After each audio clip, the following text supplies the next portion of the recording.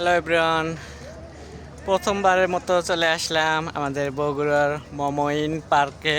তো এই হচ্ছে পার্ক। তো আসে খুবই ভালো লাগতেছে।